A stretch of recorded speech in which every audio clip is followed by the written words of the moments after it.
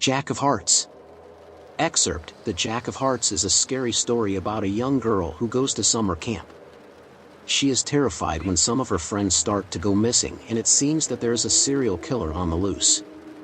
There was a girl named Mila whose parents were sending her away to summer camp. She had heard vague rumors from the other kids at school about strange things that went on at the camp. She pleaded with her parents to let her stay at home for the summer, but they forced her to go. "You're 12 years old now, Mila," her father said sternly. "You need to get over this kind of nonsense and act like an adult."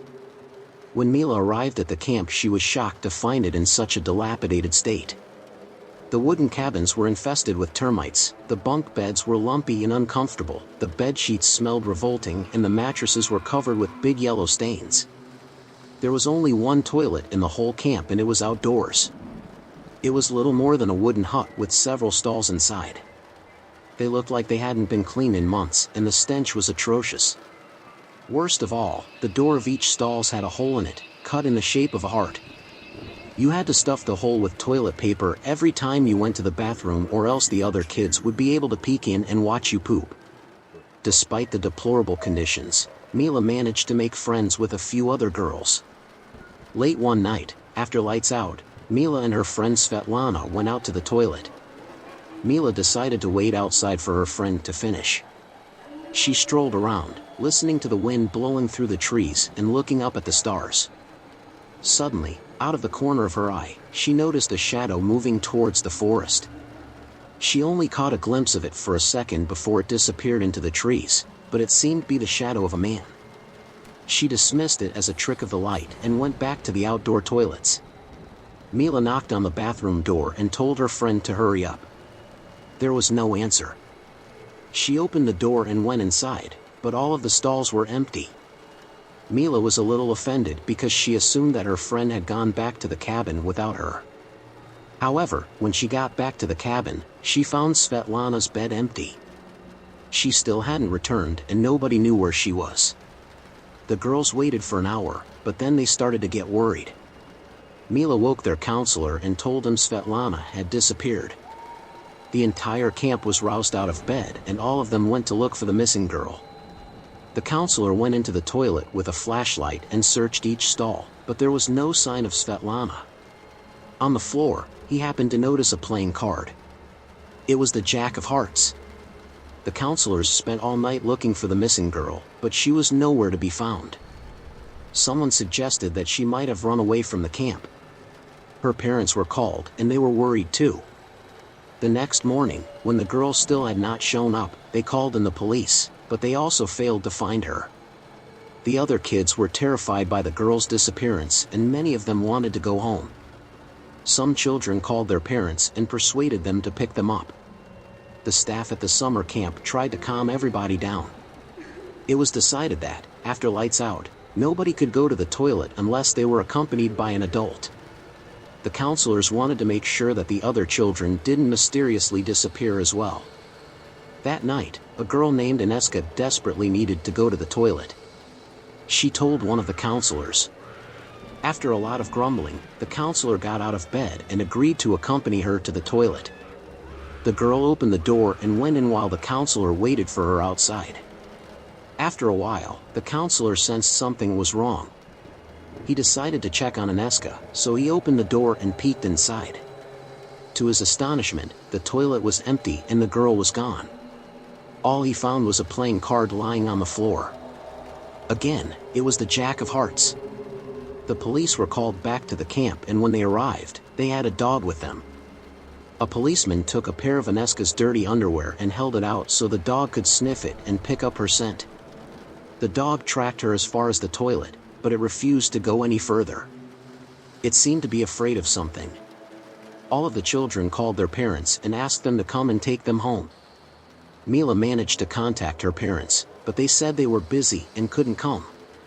No matter how much she begged them to pick her up, it did no use. She was left to fend for herself. Most of the kids in the camp were taken home by their parents. By the end of the day, there were only 7 children left, 3 boys, 3 girls and Mila. Their parents had been unable to come. All of them gathered in one cabin to spend the night. As a precaution, 2 of the counselors would also sleep in the cabin to watch over them. Nobody was allowed to go to the toilet outside. If any of them needed to pee or poo, they would have to do it in a porcelain pot that was placed in the center of the room. They had to lift the lid, do their business, then put the lid back on so it didn't smell too bad. That night, Mila lay awake in bed, shaking with fear. She was terrified that she would be the next to disappear, and she dreaded having to go to the toilet in front of everybody. Eventually, all of the children drifted off into an uneasy slumber. The next morning, when they woke up, there were 2 empty beds. 2 of the girls had mysteriously gone missing. Their names were Lishka and Galina. On the floor lay 2 playing cards. Both of them were the Jack of Hearts. The police arrived and began interrogating the 2 counselors. After hours of questioning, they determined the counselors didn't know anything. Another search of the area was conducted, but it proved fruitless. There was no trace of the missing children, and the police left empty-handed. One policeman decided to stay behind to protect the remaining kids. The only ones left now were 3 boys, a girl named Katka and Mila. When they were going to bed, the policeman came into the cabin and locked the door behind him. He put a chair in front of the door and sat down on it. He planned to stay awake all night to make sure nothing happened. He told the boys that they didn't need to worry. The kidnapper was only targeting girls. He said Mila and Katka were the ones who were in danger, and if the kidnapper came back, he would probably try to abduct them. The 2 girls started crying, but the policeman assured them that he would do everything in his power to make sure they were safe. In the middle of the night, Katka needed to go to the toilet. The policeman told her to poo in the pot, but she refused and began to throw a tantrum. Eventually, the policeman gave in and agreed to escort her to the toilet.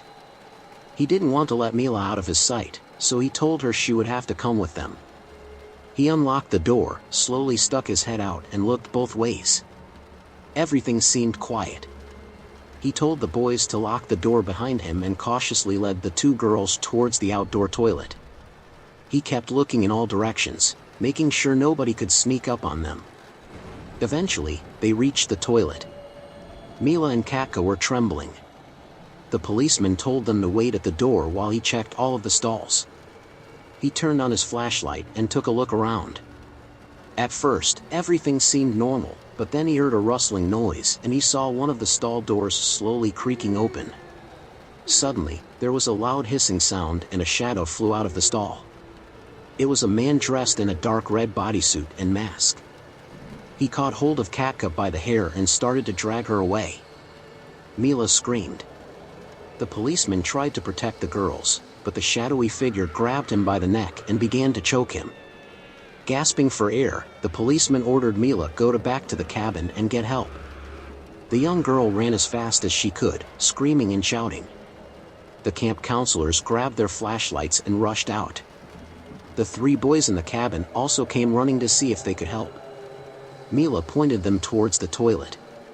When they got to the outhouse, they saw the policeman lying on the ground. There was a strange man standing over him, his hands wrapped tightly around the policeman's neck. Katka was lying unconscious on the ground beside him. The policeman struggled and managed to pull out his gun. He pulled the trigger and a bullet ripped through the man's shoulder. With a roar, the man let go of the police officer, grabbed Katka's limp body and took off running. The counselors pursued him, with the 3 boys and Mila close behind. The policeman stood up, took careful aim and fired at the man, but he missed. Before he could get off another shot, the man had disappeared into the woods. Everyone started to look for the crazed kidnapper. They scoured the woods with their flashlights. Mila stayed close to the policeman. Tears were streaming down her face. All of a sudden, she happened to spot a trail of blood in the bushes. She pointed it out to the policeman and he told her to be quiet. Peering behind the bushes, he saw that there was a wooden hut camouflaged by the leaves and undergrowth. He called the counselors and together they approached the hut and slowly opened the door. When they saw what was inside, they were horrified and disgusted. The dead bodies of 5 young girls hung on the walls. They were naked and their heads dangled at odd angles. They had all been strangled to death and their necks were broken. Mila started crying. She recognized the girls. They were her friends, Svetlana, Aneska, Lishka, Galina, and Katka. The policeman immediately contacted his superiors on the radio and reported what he had found. As dawn approached, the woods were swarming with police officers. They searched and searched, but they never managed to track down the killer. The policeman called Mila's parents personally and shouted at them down the phone, demanding that they come and pick up their daughter. Mila was finally able to relax and breathed a sigh of relief. After this, the owners of the camp were forced to close down and the surviving children were sent home. In the end, the summer camp had to close down for good. A lot of money changed hands and the owners had to pay compensation to the parents of the dead girls. The authorities tried to have the whole incident hushed up, but rumors began to spread and pretty soon it was being reported in the tabloid newspapers. The murderer was never caught. The papers gave him the nickname the Jack of Hearts, and they say he is still out there in the woods, biding his time and waiting for more young girls to wander into his clutches.